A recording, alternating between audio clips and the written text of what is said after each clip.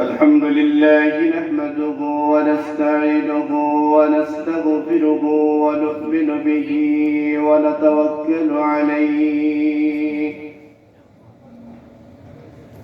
ونعوذ بالله من شرور أنفسنا ومن سيئات أعمالنا من يهده الله فلا مضل له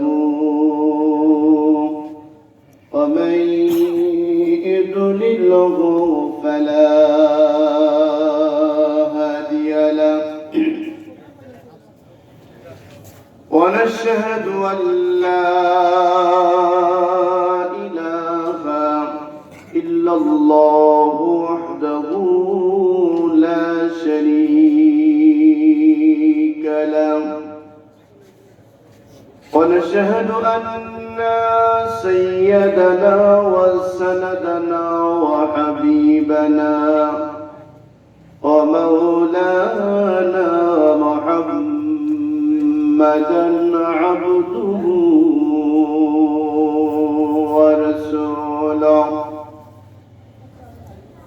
فقد قال الله تعالى في كلامه المجيد والفرقانه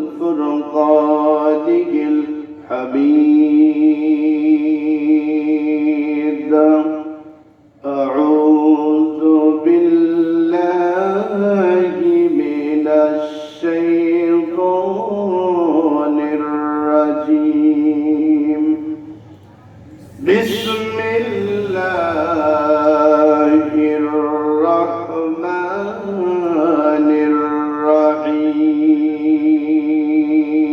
الرحيم يا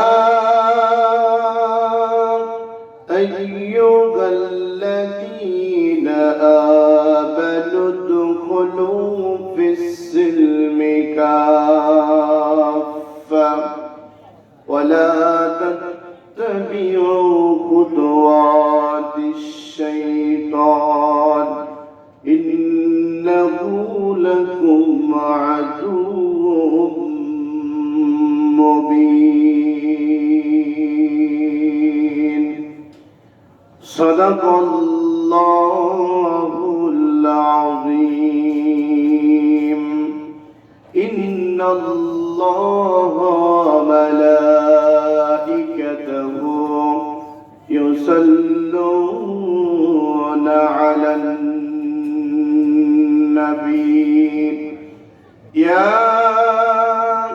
أيها الذين آمنوا صلوا عليه وسلموا تسليما اللهم صل على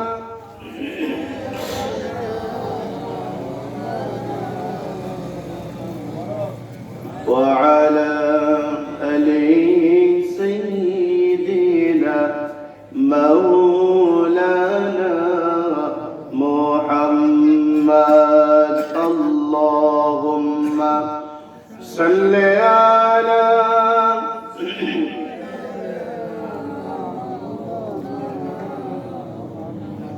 وعلى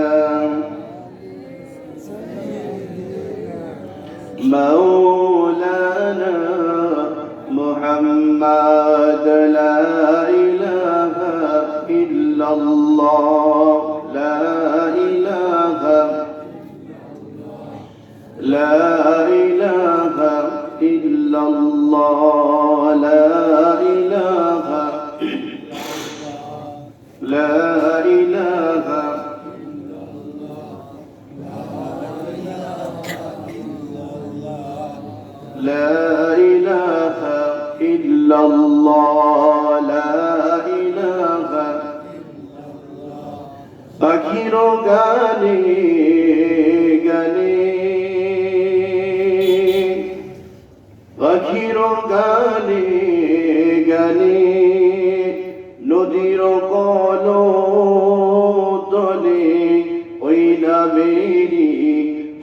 শোনা যাই ওই নামেরি সুর শোনা যাই লা ইলাহা ইল্লাল্লাহ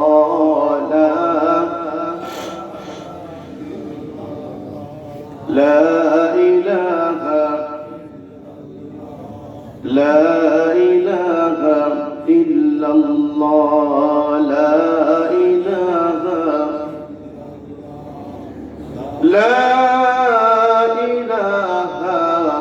إلا الله محمد رسول الله صلى الله عليه وسلم মুআজ্জাজ মুহতারাম সম্মানিত সভাপতি, সামনে অবশিষ্ট মুরব্বী বাবাজিরা, যুবক ভাইরা, সমবয়সী বন্ধুরা, পদ্মার মা ও বোনেরা, সর্বোপরি অত্র এলাকার সকল স্তরের তৌহিদি জনতা, আমি আবারও সালাম দিচ্ছি। আসসালামু আলাইকুম ওয়া রাহমাতুল্লাহ। আল্লাহ রাব্বুল আলামিনের দরবারে শুকরিয়া আদায় করছি, সংখ্যায় কম হলেও হাদিস অনুযায়ী কোরআন এবং হাদিস দিয়ে প্রমাণিত এই জায়গাটা আগে ছিল একটি খোলা, একটি বাহিরের বৈঠকখানা, বাহিরের জায়গা, বাগান বাড়ি ইত্যাদি। এই মুহূর্তের জন্য এই জায়গাটা হলো জান্নাতের বাগান। সুবহানাল্লাহ। কিসের বাগান? জান্নাতের বাগান ততক্ষণ পর্যন্ত থাকবে যতক্ষণ পর্যন্ত কোরআনের আলোচনা চলবে। আর এই জান্নাতের বাগানে ইচ্ছা থাকলেও হোক পারিবারিক প্রোগ্রাম, হোক ছোট্ট পরিসরে প্রোগ্রাম, কিন্তু কথা যেখান থেকে হবে সে কিতাবটা ছোট না বড়? বড় নয়, বলেন? এমন বড়, পৃথিবীতে যত কিতাব আল্লাহ দিয়েছেন সমস্ত কিতাবের শ্রেষ্ঠ কিতাব যেটি, সেটি হলো আমাদের কিতাব মহাগ্রন্থ আল কোরআন। সেই কোরআনে কারিমের দাওয়াত শুরু হয়েছে বিশ্ব নবী জনাবে মুহাম্মদুর রাসূলুল্লাহ সাল্লাল্লাহু আলাইহি ওয়াসাল্লাম থেকে, চলবে কিয়ামত পর্যন্ত, যতদিন পৃথিবী থাকবে। ঠিক না বলেন? কে আসলো কে আসলো না, কে শুনলো কে শুনলো না, এটা হলো কোরআনের মুজিজা নয়। কোরআনের বাণী হলো পৃথিবীর কোন মানুষ যদি না শোনে, তথাপি আল্লাহ রাব্বুল আলামিন এর আওয়াজকে, এর আলোকে, এর দাওয়াতকে কিয়ামত পর্যন্ত আল্লাহ রাব্বুল আলামিন রাখবেন না বন্ধ করে দিবেন? রাখবে না? বলেন রাখবে ইনশাআল্লাহ। আশেপাশে যারা আছেন, অন্ততপক্ষে যারা আমাকে চিনেন, জানেন, পরিচয় চিনেন, এরকম কোন লোক নাই। ঠিক না বলেন? আমার মনে হয় যেন তারা এদিকে সেদিকে দাঁড়িয়ে না থেকে প্যান্ডেলে এসে বসে পড়ুন।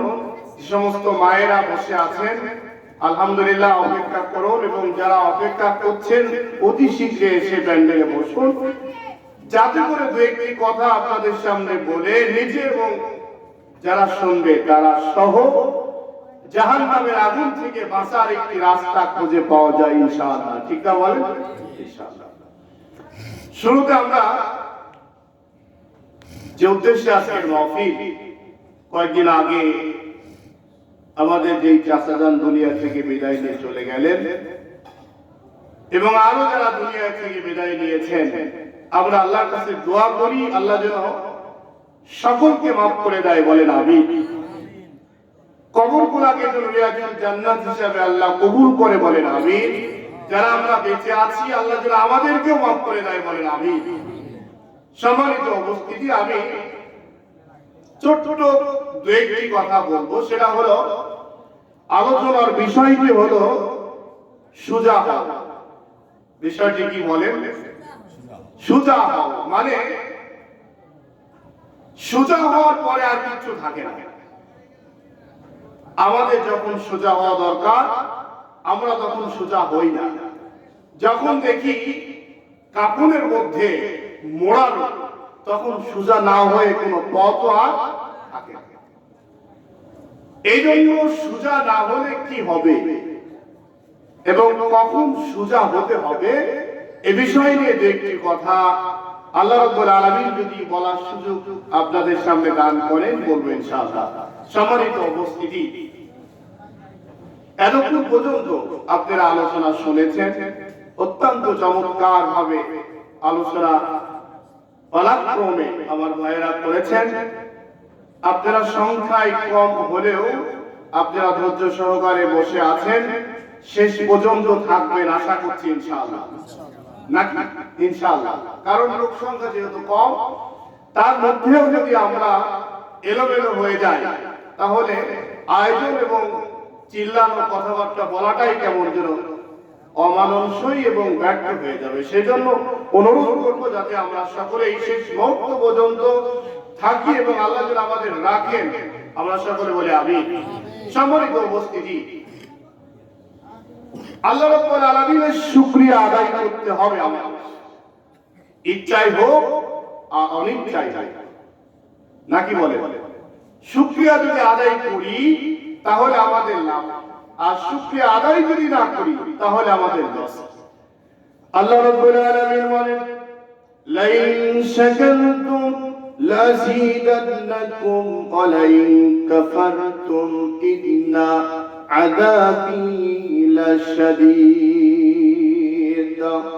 আল্লাহ রাব্বুল আলামিন বলেন, বান্দা যদি আমার শুকরিয়া আদায় করো, আমার প্রশংসা করো, কৃতজ্ঞ স্বীকার করো, আমার যদি তোমরা কৃতজ্ঞতা প্রকাশ করো, আমি রব্বুল আলামিন ওই নিয়ামত তোমাদের সামনে আরো বাড়িয়ে দিই।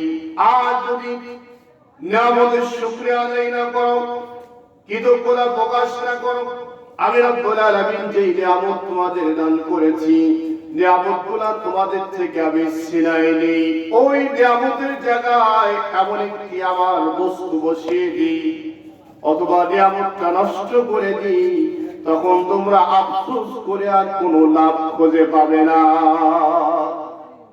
আমার ভাইরা, নিয়ামতগুলো যদি আমরা একটু চিন্তা করি, প্রথমে নিজের শরীর দিয়ে একটু চিন্তা করুন, পায়ের তালু থেকে মাথার চুল পর্যন্ত একটু চিন্তা করুন। আল্লাহ রাব্বুল আলামিন আমাকে আপনাকে যতগুলো অঙ্গ প্রত্যঙ্গ দিয়েছেন, প্রত্যেকটা অঙ্গ প্রত্যঙ্গ শরীরের মধ্যে ঠিক আছে জন্য বুঝতে পারছি না, চিন্তাও করি না। কিন্তু যখন একটা পা ভেঙে যায়, একটা হাত ভেঙে যায়, অথবা একটা চোখ অন্ধ হয়ে যায়, অথবা শরীরের যে কোনো একটি অংশে যদি বড় ধরনের আঘাত চলে আসে, এবার বুঝতে পারি আসলে শরীরের মধ্যে কোনো না কোনো একটা ক্ষতি হয়েছে, ঠিক কিনা বলেন? এই অবস্থায় যতই আফসোস করি, চিন্তা করি, আর যতই আমরা এটা নিয়ে গবেষণা করি না কেন, সারা পৃথিবীর চিকিৎসা দেওয়ার পরেও যদি আমরা মনে করি আল্লাহ রাব্বুল আলামিন যে নিয়ামতটা আমাকে আপনাকে দিয়েছিলেন, ওই নিয়ামত দ্বিতীয়বার পৃথিবীর কোন মানুষ আমাকে আপনাকে দিবে এমন একজন লোক খুঁজে পাওয়া যাবে নাকি? যাবে বলেন? ভাইরা আমার দেখুন, আল্লাহর শুকরিয়া আদায় করি না, প্রশংসা করি না, কৃতজ্ঞ স্বীকার করি না।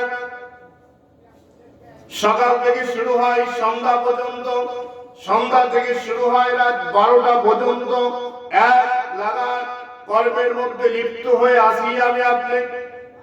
সংসার জীবন, ব্যবসা বাণিজ্য, চাকরি ইত্যাদি সব বিষয়গুলো নিয়ে এত ব্যস্ততার মধ্যে দিয়ে আমার আপনার সময় চলতেছে। বিশেষ করে আমার মায়েরা বোনেরা যারা আছে তাদের সহ যদি আমাকে ডাকা যায়, মা নামাজটা পড়লে না কেন, ভাই নামাজে গেলেন না কেন, বন্ধু নামাজ ছেড়ে দিয়েছো কেন, এভাবে যদি একটি একটি করে তাকে প্রশ্ন করা যায়, ডাকা যায়, বলা যায়, ভাই জবাব দেয় সময় পাচ্ছি না, বোন জবাব দেয় সময় পাচ্ছি না, মা জবাব দেয় সংসার গোছানো হয়নি, আমি নামাজ পড়বো কিভাবে, ইবাদত করবো কিভাবে, ঠিক না বলেন? বলি না এরকম বলেন? অবশ্য ভাই আমার কৃতজ্ঞতা স্বীকার করা, প্রশংসা করার কোনো সময় পেলাম না। হঠাৎ করে আপনি সংসার জীবনে এত পরিশ্রম করতেছেন, মনে করুন সকালে বের হয়ে চলে গেলেন, রাস্তায় যাওয়ার সময় জয়নগর ওখানে ন্যাংরা দোকান পর্যন্ত যাওয়ার পরে আপনার একটা পা ভেঙে গেল, অথবা চোখ কানা হয়ে গেল, অথবা অ্যাক্সিডেন্ট হয়ে গেলেন। সংসারে এত আপনজন, এত মানুষ যাদের জন্য ইবাদত করার সময় পাননি, আল্লাহর ডাকার সময় পাননি, এমন মানুষরা যখন আপনাকে দেখার জন্য ভিড় করলো, জমা হলো, এখন যদি আপনি বলেন মা গো, আমার প্রাণের স্ত্রী, আমার কলিজার টুকরা সন্তান, ছেলে মেয়ে, আপনজন, তোমরা আমার শরীরের দিকে তাকাও, তোমাদের বড় সম্পদ আমি ছিলাম।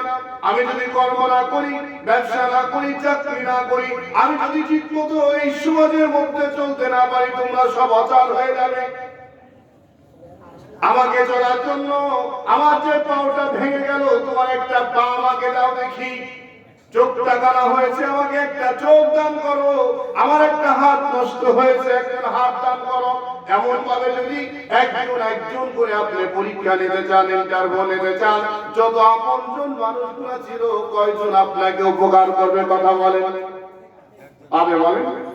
স্ত্রী বলবে আমার দরকার নেই, স্বামী বলবে, ছেলে মেয়ে বলবে না দরকার নাই। এমন ভাবে একজন করতে করতে সবগুলা যখন চলে যায়, উত্তম দৃষ্টান্ত আপনাদের দিয়ে যায়। একটু চিন্তা করুন, হঠাৎ করে আপনি সুন্দর একটা মানুষ, যে বিল্ডিংটা এরকম তৈরি করলেন, এত স্বপ্ন ছিল, কল্পনা ছিল, হঠাৎ করে ফজরের নামাজের পরে মাইকিং হলো, অমুক বিল্ডিং এর মালিক আর দুনিয়ায় বেঁচে নাই।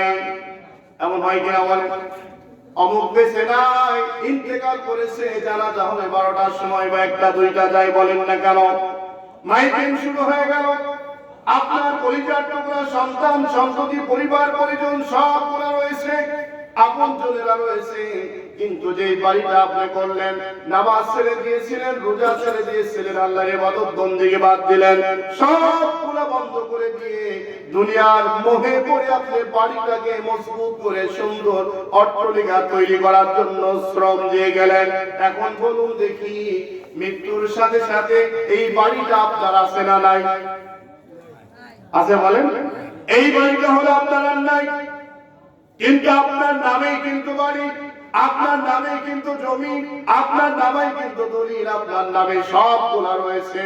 কিন্তু যত মানুষ রয়েছে, যে খাটের পরে শুয়েছিলেন, ঘুমিয়েছিলেন, জানটা বের হয়ে চলে গেল, আজরাইল এসে আপনাকে নিয়ে চলে গেল, সব মানুষগুলা ডেকে বলে, খাট থেকে নামিয়ে দাও, ঘর থেকে বের করে দাও, এমন একটা জায়গায় দাও, এমন একটি জায়গায় রাখো, যে জায়গায় রাখলে যাতে কারো সমস্যা না হয়।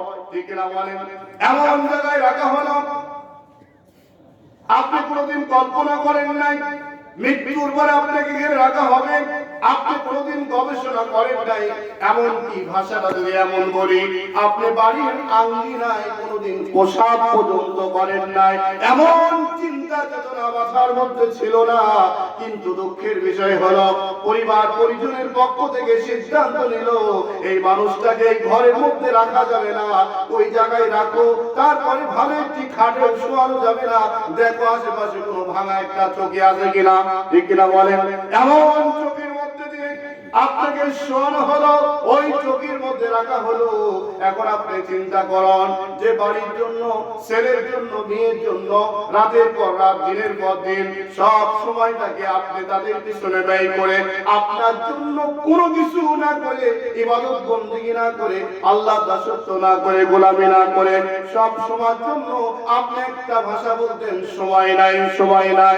এখন বলুন দেখি, এই অবস্থায় একজন আপন ব্যক্তি আপনার লাশটা নিয়ে থাকার সুযোগ নাই। ঠিক না বলেন?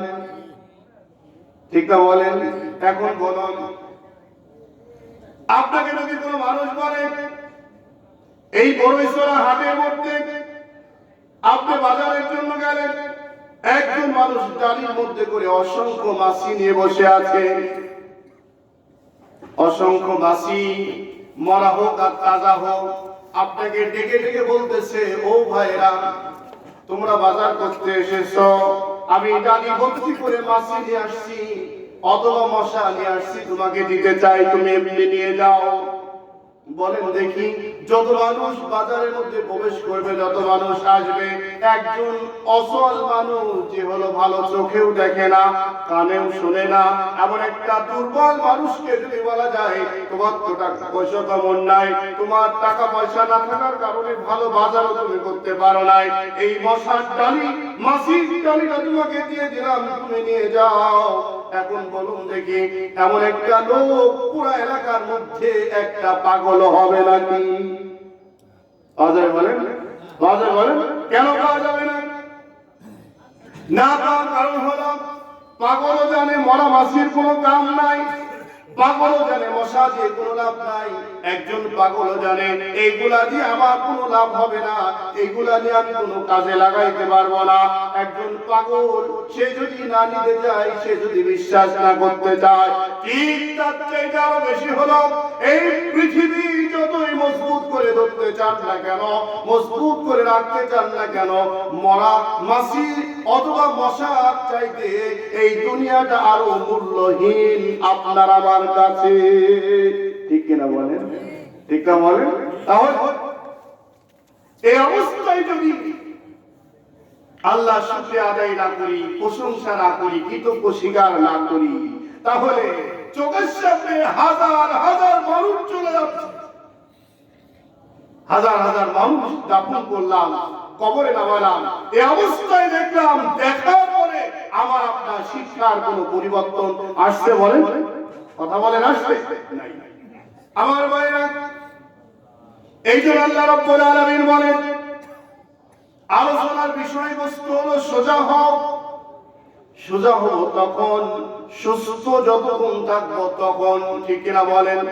এই সোজা মানে হলো আপনার চলা যেন তেড়া বেঁকা না হয়, আঁকা বাঁকা না হয়, এমন সোজা পথে আপনি চলবেন যাতে করে এক পথ, এক রাস্তা, এক দিক নির্দেশনা দিয়ে আল্লাহ জান্নাতে চলে যাওয়া যায়। রাজি আছেন ইনশাআল্লাহ? আমার ভাইরা, মনে করুন এই শরীরটা আপনার একটা গাড়ি, এটা কি বলে সবাই? এটা কি? এই শরীরটা আপনার গাড়ি। রেল লাইনে আপনারা চলেছেন, ট্রেনের মধ্যে আপনারা চলছেন, ট্রেনও দেখছেন, এই ট্রেনের মধ্যে দুইটা রেল, দুইটা রেলের মধ্যে দুইটা চাকা, মাঝখানে হলো ইঞ্জিন, ট্রেন, গাড়ি। এই দুইটা চাকার সমন্বয় যদি না হয়, একটা রেল যদি থাকে, একটা চাকা যদি থাকে, ট্রেন যাবে নাকি বলেন? বুঝি কথা কম যাবে? ট্রেন যেমন যাবে না, গন্তব্যস্থানে পৌঁছার সম্ভাবনা হবে না, ঠিক তেমন একদিকে কোরআন, একদিকে হাদিস, কোরআন এবং হাদিস দুইটা রেল বানিয়ে নেন। আপনার বডিটাকে আপনি গাড়ি মনে করুন, ইঞ্জিন মনে করুন, আপনার এই ইঞ্জিন, এই গাড়িটা দুইটা রেলের উপরে বসিয়ে দেন। সঠিকভাবে যদি আপনি ড্রাইভার মনে করেন, কোরআনুল কারীমকে যদি আপনি মনে করেন ড্রাইভার, এই রেল লাইনের উপরে গাড়িটা বসাই দেওয়ার পরে ওই ড্রাইভার যদি নিয়ন্ত্রণ করে আপনাকে নিয়ে যেতে পারে, আপনি নিশ্চিত মনে রাখুন, দুনিয়ার মধ্যে যেভাবে আপনি চলেন না কেন, নিশ্চিত আপনি আল্লাহ জান্নাতে পৌঁছে যেতে পারবে। আল্লাহ রাব্বুল আলামিন বলেন, ইয়া আইয়ুহাল্লাযীনা আমানু, এখানে যারা আমরা বসছি সব আল্লাহর প্রতি বিশ্বাস আছে না নাই বলেন তো? আমার ভাইরা বলেন, আপনারা বলেন, আল্লাহর প্রতি আমাদের বিশ্বাস কম না বেশি? আমি আজকে জুম্মায় আলোচনায় বলতেছিলাম, আমাদের কথা তো আর অনেকের গায়ে বাইরে যায়, কারণ কাজ করে বেহুদা, গাল ফেলে গোষ্ঠী সুদ্ধা। ঠিক না বলেন? আপনি কাজ বেহুদা মতো করেন কেন? কোরআন হলো এমন একটি কিতাব, যে কিতাবটা হিংসাত্মকভাবে কাউকে কোনো কথা বলে না। বলে নাকি? বলে? কাউকে বলে না। আমি যদি অপরাধ না করি, আমার গায়ে বাঁধবে কেন? বলে বাঁধবে, বলে। যেমন দেখুন, এই আয়াতটার আলোচনায় যাওয়ার আগে আরেকটা আপনাদের কথা বলে নেই। পৃথিবীতে আমাদের বিশ্ব নবী জনাবে মুহাম্মদুর রাসূলুল্লাহ সাল্লাল্লাহু আলাইহি সাল্লাম আসার পর থেকে আজকে পর্যন্ত ইসলাম নিয়ে ষড়যন্ত্র আছে না নাই? কথা বলেন। কোরআন নিয়ে ষড়যন্ত্র আছে না নাই? বলেন। এখানে যারা বসছেন, আপনাদের নিয়ে ষড়যন্ত্র আছে। এলাকায় অনেক অনুষ্ঠান হয়েছে, ডিজে গান বাজছে, বড় বড় ডিজ দিয়ে ঘুমকে হারাম করে ছেলে মেয়েরা পর্যন্ত ড্যান্স করছে, আছে না নাই বলেন? ওই গানের বিরুদ্ধে আপনি কথা বলেন, আপনার দোষ হয়ে যায়। ওই গান দিয়ে পুরো জাতিকে নষ্ট করা হচ্ছে, সেদিকে কথা বলে আপনার দোষ হয়ে যায়। অবশ্য এত সুন্দর চমৎকার একটি জালসার আয়োজন করা হলো, এখানে লোক ৩-৪ জন, ঠিক না বলেন? এখানে তো ড্যান্স নাই। এখানে যতটুকু সময় কথা হবে, কার কথা হবে বলেন? আল্লাহর কথা হবে। এখানে ইবলিস প্রবেশ করতে পারছে না। ইবলিস প্রবেশ করতে পারে না যতই এখানে শয়তান কোয়ালিটির মানুষগুলো প্রবেশ করতে পারে না, ঠিক না বলেন ভাইরা? ইসলামে শুরু থেকে আজকে পর্যন্ত যে ষড়যন্ত্র চলছে, ষড়যন্ত্র হলো কি?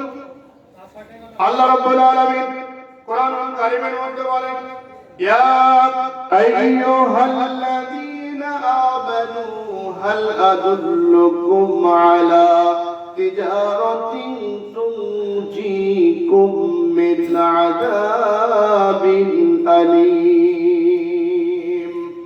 আল্লাহ রাব্বুল আলামিন এই আয়াতটার মধ্যে দুইটা কথা বলেছেন।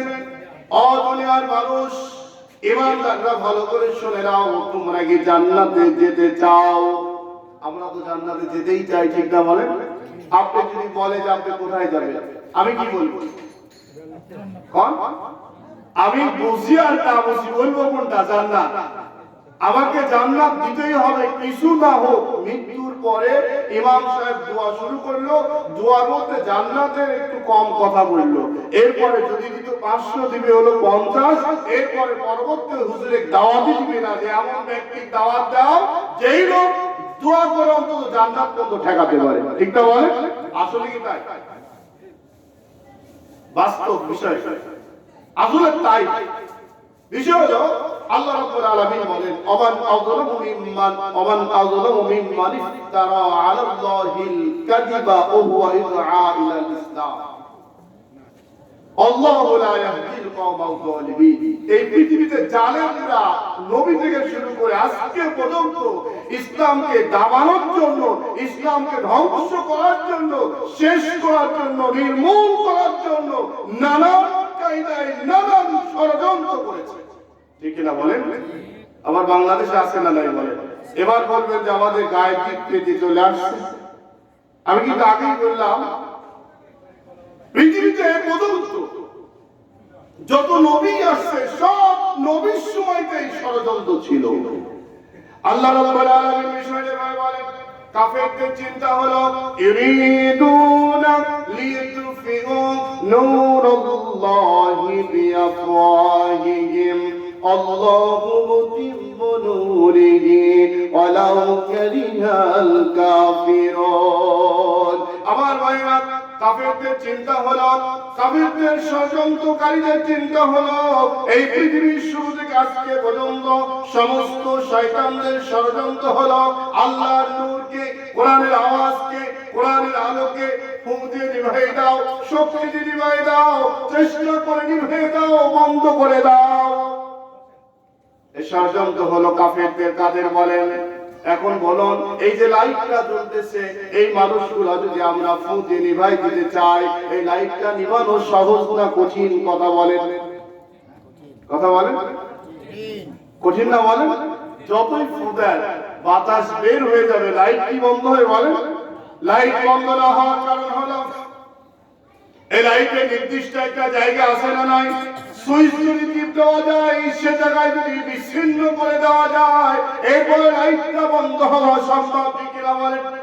আর যদি জায়গা বন্ধ না করে যতই ফোঁ দিতে চান, যতই আপনি আওয়াজ দিতে চান, যতই ষড়যন্ত্র করতে চান, সত্যিকার এই আওয়াজ দিয়ে বলুন দেখি, এই লাইটটা যারা বন্ধ করতে যাবে তাদের মতো বোকা এই পৃথিবীর মধ্যে আর দ্বিতীয় কেউ আছে নাকি?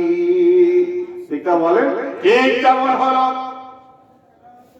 আদম আলাইহিস সালাম থেকে শুরু করে বাংলার জমিন পর্যন্ত লেটেস্ট অসংখ্য শয়তানগুলো চেয়েছিল বাংলার জমিন থেকে ইসলামকে নির্মূল করা যায় কিনা, ইসলামকে শেষ করা যায় কিনা, ইসলামকে দাবানো যায় কিনা, ইসলামকে বিচ্ছিন্ন করা যায় কিনা, ঠিক না বলেন?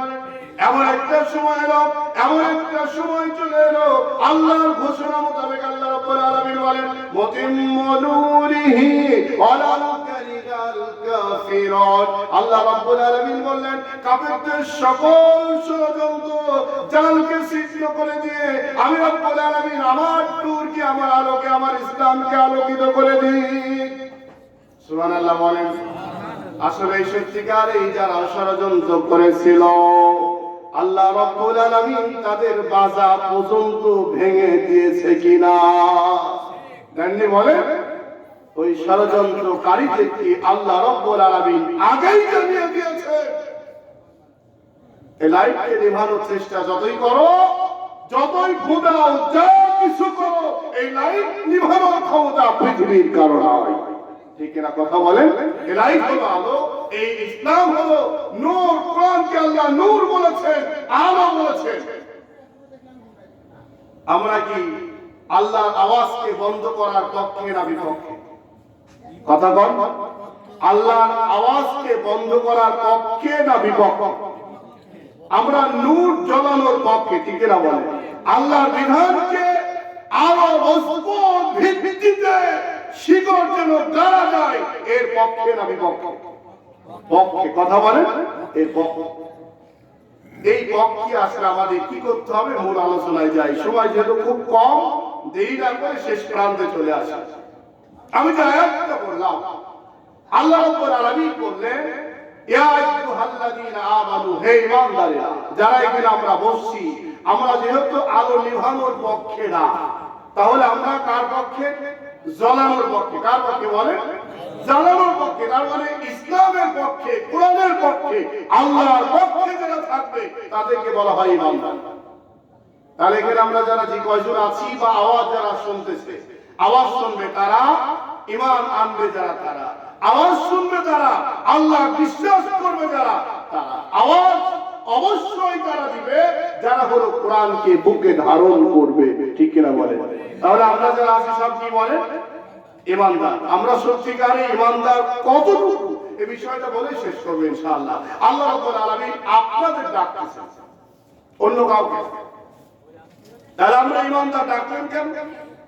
আল্লাহ রাব্বুল আলামিন বলেন ইয়া আইয়ুহাল্লাযীনা আমানু দুখুলু ফিস-সিলমি কাফা ওয়া লা তাত্তাবি'উ খুতুওয়াতিশ শাইতান ইন্নাহু লাকুম আদুউম মুবিন। আল্লাহ রাব্বুল আলামিন বলেন ও ঈমানদারেরা, তারপরে আপনারা ঈমানদারেরা ভালো করে শুনে নাও, ইসলামের মধ্যে তোমরা পরিপূর্ণ প্রবেশ করে ফেলে নাও। ইসলামের মধ্যে প্রবেশ করো, ইসলামের মধ্যে পরিপূর্ণ ঢুকো। তার মানে আমরা যে ইসলাম মানতেছি, এই মানার মধ্যে মনে হয় পরিপূর্ণ হয় নাই। ঠিক না কথা বলেন? যদি পরিপূর্ণ হতো তাহলে আল্লাহ এই কথা বললেন কেন? আল্লাহ রাব্বুল আলামিন বলেন শোনো ঈমানদারেরা, তোমরা শোনো, ইসলামের মধ্যে পরিপূর্ণ প্রবেশ করো। ইসলামের মধ্যে পরিপূর্ণ প্রবেশ করার অর্থ হলো, মনে করুন এই যে বাড়ি, এই বাড়িতে ঢোকার সময় একটা গেট আছে না নাই? বলেন আছে না? এই বাড়িতে ঢোকার সময় একটা গেট আছে না নাই? সব জায়গায় প্রবেশ করার জন্য গেট একটাই থাকে, অতিরিক্ত থাকে না, অসংখ্য থাকে না। মূল গেট হলো একটা। কয়টা? কথা বলেন। একটা গেট দিয়ে প্রবেশ করতে আল্লাহ বললেন, আল্লাহ ডেকে বললেন এই গেটটার নাম হলো কালেমা। এই গেটটার নাম কি? কথা বলেন। কি বলেন? এই গেটটার নাম হলো কালেমা, লা ইলাহা ইল্লাল্লাহু মুহাম্মাদুর রাসূলুল্লাহ সাল্লাল্লাহু আলাইহি ওয়াসাল্লাম। আমার ভাইরা, এই গেটটার নাম হলো কালেমা। ইসলামের মধ্যে পরিপূর্ণ প্রবেশ যদি করতে হয় তাহলে আপনাকে কালেমা স্বীকার করতে হবে। ঠিক কিনা বলেন? কালেমা স্বীকার করার অর্থ হলো আল্লাহ ছাড়া কাউকে, আর কথা বল, আল্লাহ ছাড়া কাউকে মানবো না, আল্লাহ ছাড়া কাউকে বিশ্বাস করবো না, আল্লাহ ছাড়া কারো আইন মানি না, বিধান মানি না, হুকুম মানি না। ব্যস্ত রাখলো হলো এই জায়গায় বিশ্ব নবী জনাবে মুহাম্মদুর রাসূলুল্লাহ সাল্লাল্লাহু আলাইহি ওয়াসাল্লাম মক্কা নগরীতে জন্মগ্রহণ করলেন। ছোট্টবেলা থেকে বড় হলেন। কেউ বলেন আল আমিন, কেউ বলেন আসআদি, কেউ বলে বিশ্বাস্ত, সত্যবাদী ইত্যাদি যত উপাধি, যতগুলা সার্টিফিকেট বলেন, উপাধি বলেন, যতগুলা তার সম্মান আগেই পেয়েছিলেন কাফেরদের মধ্যে থেকে, সবগুলা তারা বললেন আল আমিন আসআদি, ভালো মানুষ। মক্কা জীবনে এর চাইতে ভালো মানুষ আর কেউ হয় না। আমার ভাইরা, এত ভালো মানুষ, এত সুন্দর মানুষকে যখনই কালেমার দাওয়াত দিল, যখনই কালেমা স্বীকার করতে বলল, ইসলামের মধ্যে প্রবেশের জন্য যেই গেট দিয়ে প্রবেশ করতে বলল, তখনই বিশ্ব নবী জনাবে মুহাম্মদুর রাসূলুল্লাহ সাল্লাল্লাহু আলাইহি ওয়াসাল্লাম তাদের কাছে আর ভালো হতে পারল না। ঠিক কিনা বলেন? ঠিক কিনা? বুঝলেন তো? আমার ভাইরা চিন্তা করেন, আমার দেশে অনেক হাজি আছে, এখানে আবার কেউ থাকলে মনে করেন না যে আপনাকে কি আমি বললাম, তা না। অনেক আলেম ওলামা, অনেক বুজুর্গ, অনেক মুসল্লিরা আছেন, সকাল সন্ধ্যা তাসবিহ হাতে নিয়ে কয় সুবহানাল্লাহ সুবহানাল্লাহ, লা ইলাহা ইল্লাল্লাহ, লা ইলাহা ইল্লাল্লাহ, আছে না নাই বলেন? এত পরিমাণ জিকির করে, এত পরিমাণ শ্রদ্ধা ভক্তি, এত রকম আল্লাহর প্রেমিক হয়ে গেল, আল্লাহর কাছে চলে গেল, কিন্তু দেখা যায় জীবনের শুরু থেকে শেষ মুহূর্ত পর্যন্ত কালেমার গেট দিয়ে প্রবেশ করাটা এখন পর্যন্ত শিখতে পারে না। আছে না নাই বলেন? আমার ভাইরা, আল্লাহ নবী যখন কালেমা দাওয়াত দেওয়া শুরু করলেন, এবার রাসূল সাল্লাল্লাহু আলাইহি সাল্লামকে ব্যাখ্যা কাফেররা জানতো, বুঝতো। বুঝার কারণে সমস্ত কাফেররা ঐক্যবদ্ধভাবে সিদ্ধান্ত নিয়ে বলল, না না, এই আব্দুল্লাহ ছেলে মুহাম্মদকে ছেড়ে দেওয়া যায় না, এই অবস্থায় চলতে দেওয়া যায় না। কারণ হলো, যেই কালেমার গেট দিয়ে প্রবেশ করতে বলছে ইসলামের মধ্যে, এই কালেমার গেট দিয়ে ইসলামের মধ্যে যদি প্রবেশ করা শুরু করে দেয়, আমাদের পূজা বন্ধ হয়ে যাবে, আমাদের নেতা বন্ধ হয়ে যাবে, আমাদের সমস্ত কার্যক্রম বন্ধ হয়ে যাবে, আমাদের স্বাধীনতা থাকবে না। আমরা যেভাবে চলতেছি, এক ইঞ্চির পরিমাণ আমরা কোন সময় চলতে পারবো না। ঠিক না কথা বলেন? ঠিক তেমন কায়দায় বাংলাদেশে এমন একটা কালো মেঘ উদয় হয়েছিল, যেখানে যায় সেখানে কালেমাওয়ালাদের বিপদ আছে না নাই বলেন? যেখানে যায় সেখানে সমস্যা, যেখানে যায় সেখানে সমস্যা। তার মানে হলো, জুব্বা পরে রওনা দিলাম, জুব্বার মধ্যে কোনো দাগ নাই, বাড়ি থেকে বের হলাম, আমার কোনো সমস্যা নাই। অথবা আমি এমন একটা পর্যায়ে চলে গেলাম, আমাকে কেউ চিনে না, জানে না, আমাকে কেউ বুঝতেও পারলো না, হঠাৎ করে চলে গেলাম জালসার মাঠেই, মনে করুন থানা থেকে ফোন দিয়ে বলল, হুজুর যাই কোন, আমাদের বিরুদ্ধে যেন কিছু কোয়েন নাই, যে চিঠি দিয়ে গেলাম। ঠিক কিনা কথা বলেন? কারণটা কি? আমি তো কালেমা দাওয়াত দিতে গিয়েছিলাম, ওরা জানে, বাতিল শক্তিরা জানতো, বুঝতো, কালেমা দাওয়াত যদি সঠিকভাবে দেওয়া হয়, শয়তানরা কোনো সময় রাজত্ব করতে পারবে না। ঠিক না? আমার ভাইরা, এমন অবস্থায় চলে আসলো, বিশ্ব নবী কালেমা দাওয়াত দিয়ে ইসলামের গেট দিয়ে প্রবেশ করতে বললেন। আর যারা ইসলামের গেট দিয়ে প্রবেশ করে ফেললো, তাদের বলা হয় ইমানদার। কি বলা হয় বলেন? খারাপ লাগছে আপনাদের? এমনি ৩-৪ জন লোকরাও যদি 12 আনা কথা বন্ধ, 4 আনা কথা বলে, ইমানদার যদি 10 জন দাঁড়ায় থাকে, কতজন বলেন? এই 10 জন ইমানদার যদি থাকে, 100 কাফেরকে দমন করা সম্ভব। ঠিক কিনা বলেন? তার বাস্তব প্রমাণ 5ই আগস্ট সেনাবাহিনীর পক্ষ থেকে বলা হলো, আমরা কাকে হত্যা করব, গুলি করব। একজন চলে যায়, আরেকজন দাঁড়িয়ে যায়, একজন চলে যায়, আরেকজন জীবন দিতে প্রস্তুতি নেয়, গুলি করব কাকে। ঠিক কিনা কথা বলেন? সর্বশেষ শয়তান যত ছিল সব পলাতে বাধ্য হয়েছিল। কিনা কথা বলেন? তাহলে সেই মুসলমান যদি আমরা হয়ে থাকি, আমরা যদি সেই কালিমা পড়ে থাকি, সেই গেট যদি অনুসরণ করে থাকি, আমাদের আওয়াজ হবে দুর্বল না সবল? কথা বলেন? আমাদের আওয়াজ 10 জন ইমানদার 100 কাফেরকে মোকাবেলা করা কোনো কঠিন মনে করে না, ঠিক না? আমার ভাইরা, আমি গেট দিয়ে প্রবেশ করে বাদ পাবো ইনশাআল্লাহ। তাহলে আমরা গেট, এই ইসলামে প্রবেশের গেটের নাম কি বলেন?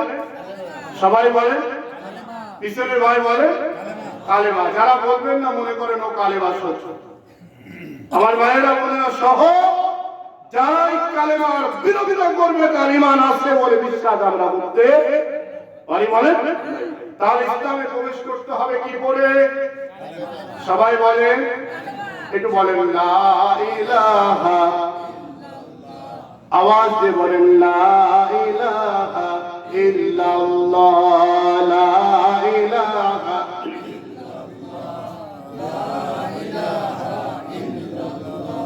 লা ইলাহা ইল্লাল্লাহ, লা ইলাহা লা ইলাহা লা ইলাহা ইল্লাল্লাহ, লা জান্নাতের ওই হুরি নুরি, জান্নাতের ওই হুরি নুরি, ওই নামে গায়বাত ওয়ারা, লা ইলাহা ইল্লাল্লাহ, লা ইলাহা ইল্লাল্লাহ, লা ইলাহা লা ইল্লাল্লাহ মুহাম্মাদুর রাসূলুল্লাহ সাল্লাল্লাহু। তাহলে আমরা কালেমা তো শিখলাম না? আমরা তো সব কালেমা স্বীকার করছি কিনা বলেন? আমরা কি গেট দিয়ে প্রবেশ করতে রাজি? রাজি আছি ইনশাআল্লাহ? আল্লাহ যেন কবুল করে, বলেন আমিন। ইসলামে প্রবেশ করলাম। আল্লাহ রাব্বুল আলামিন বলেন, শোনো, যারা কালেমা স্বীকার করছো তারাই হলো ঈমানদার।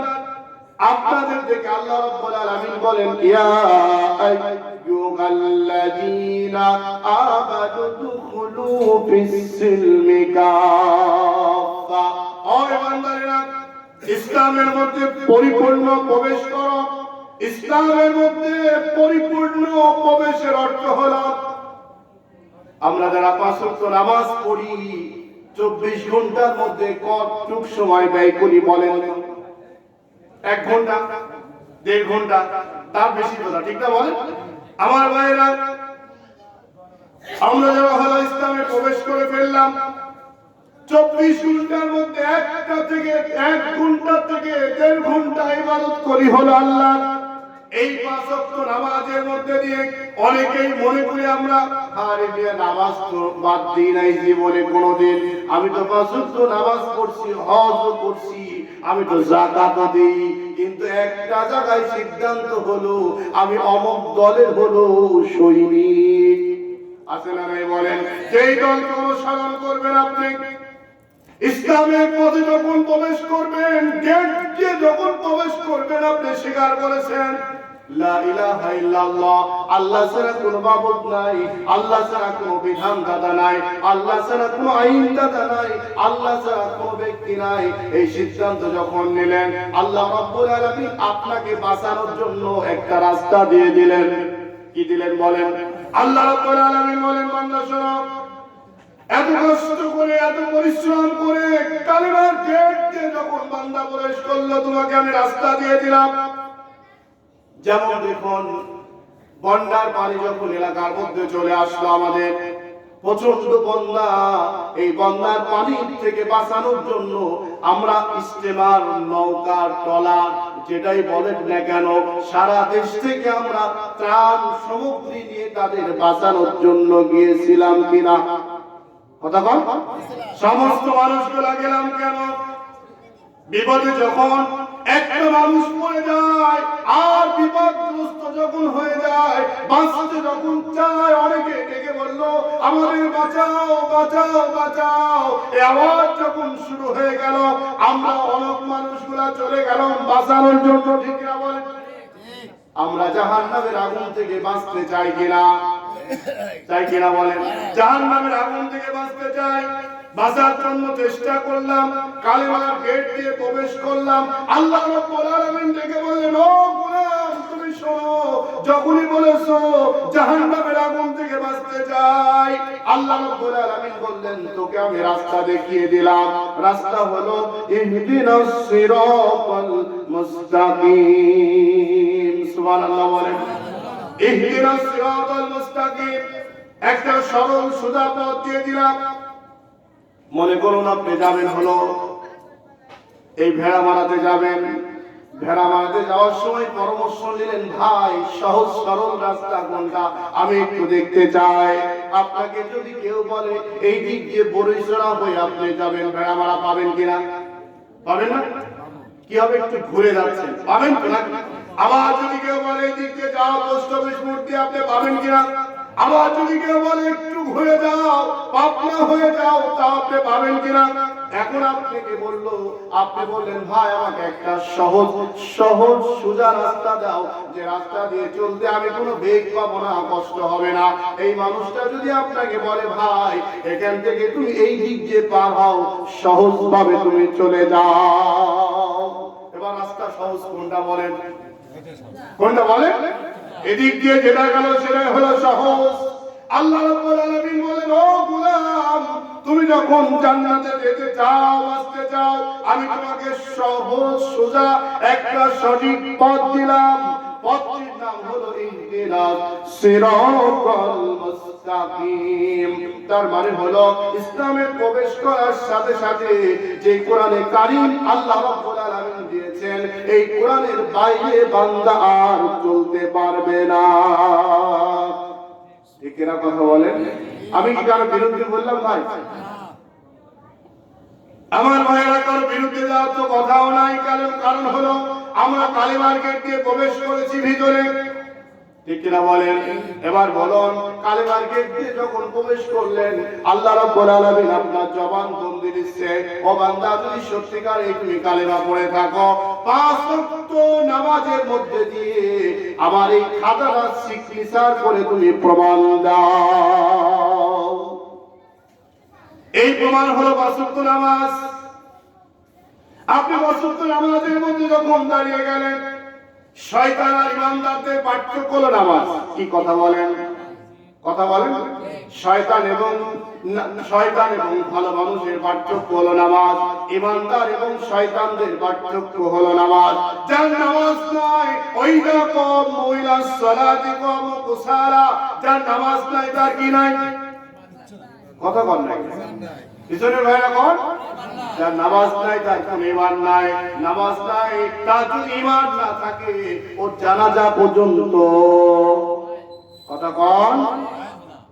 আজকে জানাজা করলাম না, না করলে এখন পরের দিন বলিও আমার এখানকার খতিব ছিল চিনি না, মুষ্টি চাউল দিছিলাম, টেকা দিছিলাম, এই জন্য বেতন হলো। কালকে থেকে মুষ্টি চাউলও বাদ, টাকাও বাদ, সব বাদ। চলে কিভাবে যাই দেখি। কিছু লোক আছে না নাই কোন? আমার ভাইয়েরা, যে মানুষটা নামাজ ছেড়ে দিল, কুফরি করে ফেললো, কি করলো বলেন? আপনারা ইমানদার যা বললেন, আল্লাহ এটা হলো আমার চাচা, এটা হলো আমার খালু, আল্লাহ তাকে জান্নাত দাও, কবরে আযাব মাফ করে দাও, কবরটাকে রিয়াজুল জান্নাত বানাও। আমরা সব দুহু করে কেঁদে ফেলে বললাম, আল্লাহ আল্লাহ আল্লাহ বিরহমাতিকা ইয়া আরহামার রাহিমিন। চলে আসলেন, ঠিক আছে। কিছুক্ষণ পরে বান্দাকে যখন কবরের মধ্যে ঢুকানো হবে, এবার প্রশ্ন করা হবে, মার রব্বুকা, তোর রবকে। জবাব কে দিবে বলেন? এই মানুষগুলা বলছিলেন আমি খুব ভালো, আমার খুব প্রশংসা করলেন, কিন্তু সব মানুষগুলা যখন চলে গেল, আর কোন মানুষ যখন নাই, এখন আমার প্রশংসা করার মতো কোন লোক আছে বলে? এখন কি করবে? আর কোন অবস্থা আছে বলে? আমার ভাইয়েরা চিন্তা কর, ইসলামের মধ্যে প্রবেশ যখন করলেন, আল্লাহ রাব্বুল আলামিন বললেন 5 ওয়াক্ত নামাজের মাধ্যমে সিগনেচার করো, সিদ্ধান্ত দাও। আপনি 5 ওয়াক্ত নামাজে দাঁড়িয়ে গেলেন। আমরা হলো পৃথিবীর সমস্ত মানুষ হলো গোলাম। আমরা কি বলেন? কথা বলেন। একমাত্র মনিব হলো আমাদেরকে আল্লাহ হলো মনিব, আল্লাহ হলো মালিক, আল্লাহ হলো আমাদের রব। রবের কাছে কান করে দাঁড়িয়ে যান, কান করে দাঁড়িয়ে বলেন আল্লাহু আকবার। আমরা অপরাধী, আমরা কি কথা বলে? আল্লাহ কি অপরাধী হয়? অপরাধী কারা? আমরা আসামি। অপরাধী আসামি যখন ধরে তখন হাতে কি লাগায়? হ্যান্ডকাপ লাগায়। কেন হ্যান্ডকাপ লাগায়? ও হলো অপরাধী। আমার ভাইয়েরা, আপনি নামাজে দাঁড়িয়ে গেলেন, নামাজে দাঁড়িয়ে বলবেন আল্লাহ, আমি তোমার সামনে সারেন্ডার হয়ে গেলাম, তোমার সামনে দাঁড়িয়ে গেলাম, আমি তোমার গোলাম। আল্লাহ রাব্বুল আলামিন বললেন বান্দা ঠিক আছে, এবার নামাজের মধ্যে তুমি স্বীকৃতি প্রদান করো। নামাজের মধ্যে দাঁড়িয়ে প্রশংসা শুরু করলেন, আলহামদুলিল্লাহি রাব্বিল, কথা বলেন কোন কিরা? সমস্ত প্রশংসা হলো কার? সব প্রশংসা বাদ দিয়ে যদি এবার বলেন, ও নেতা, সারাটা জীবন তোমার পিছনে গিয়েছিলাম, তুমি যে এইভাবে রাতের অন্ধকারে আমাদের সব মানুষগুলাকে রেখে তোমার মতো পালিয়ে চলে যাবে আমরা চিন্তা করি নাই। এই দোয়াই দিয়ে যদি নামাজের মধ্যে হাত বেঁধে থাকেন, ওই নামাজ হবে নাকি কম? ইমাম সাহেব নামাজ পড়াতে পড়াতে হঠাৎ করে মনে হলো ইয়াকা নাবুদু, বাদ দিয়ে বললেন গায়রিল মাগদুবি আলাইহিম ওয়ালাদ-দাল্লিন। এবার বলেন দেখি, পিছনে যতগুলা মুক্তাদি ছিল, মুসল্লি ছিল, সব মুসল্লিরা এবার কি বলবে বলেন? কি কবে? আল্লাহ। তার মানে হলো ভুল। কি ঠিক না? ইমামের ভুল, নামাজও ভুল, বাদ দিয়ে আবার নতুন করে আল্লাহু আকবার। আল্লাহ রাব্বুল আলামিন বললেন শোনো, আমার ভাইরা নামাজে দাঁড়িয়ে যখন গেলেন, এবার আপনি শুরু করলেন আলহামদুলিল্লাহি রাব্বিল আলামিন আর রহমানির রহিম মালিকি ইয়াউমিদ্দিন ইয়াকা না'বুদু ওয়া ইয়াকা নাস্তাঈন। নামাজের মধ্যে বললেন আল্লাহ, ইসলামের মধ্যে সোজা পথ দিয়ে প্রবেশ করেছিলাম, এবার সোজা পথ দিয়ে প্রবেশ করার পরে কান ধরে ওয়াদা করেছিলাম, রব্বুল আলামিন বলেছিলাম জীবনে যতদিন বেঁচে থাকি আল্লাহ তোমার আইন বাদে মানুষ রচিত আইন আমি আর মেনে চলবো না। ঠিক কিনা কথা বল? কার আইন মানবে? কথা বলেন না কেন? কার আইন মানবে? লোক কম হন সমস্যা নাই, কিন্তু কথা হচ্ছে কার? কথা বলেন। আমার ভাইরা যদি আল্লাহর আইন মেনে চলেন, হাজি হন, গাজী হন, মুসল্লি হন, যেই হন না কেন, আল্লাহর আইন যদি মেনে চলেন, মানুষ রচিত আইনের পক্ষে কেন কথা বলেন? ঠিক কিনা? কেন কথা বলেছিলেন? রাতের যখন অন্ধকারের মধ্যে দিনের কাজ যখন রাতে যারা করেছিল, রাতের কাজ যখন দিনে যারা করেছিল, অসংখ্য আলেমদের যারা হত্যা করলো, অসংখ্য আলেমদের যারা দুনিয়া থেকে বিদায় করলো, অসংখ্য মানুষকে যারা সর্বশেষ শেষ করে দিয়ে যারা হলো, আবার তসবিহ হাতে করে মাথায় পট্টি বেঁধে আপনাদের সামনে দাঁড়িয়ে পড়েছিল, তাদের পিছনে কি আপনি সেলুট দিয়েছিলেন কেন? ঠিক এরা কথা কর। এই অবস্থায় যদি আপনি বলেন ইসলামে প্রবেশ করার পরে আল্লাহ রাব্বুল আলামিন ডেকে বলেন, ও ঈমানদারেরা তোমরা ভালো করে শুনে নাও, ইয়া আইয়ুহাল্লাযীনা আমানু দুখুলু ফিস-সিলমি কাফা, ইসলামের মধ্যে পরিপূর্ণ প্রবেশ করে নাও, যে ইসলামের মধ্যে আঁকা বাঁকা কোনো পথ খুঁজে পাওয়া যাবে না। আছে নাকি বলেন? আঁকা বাঁকা কোনো পথ নাই, চলতে যদি হয় সোজা পথেই চলতে হবে কিনা?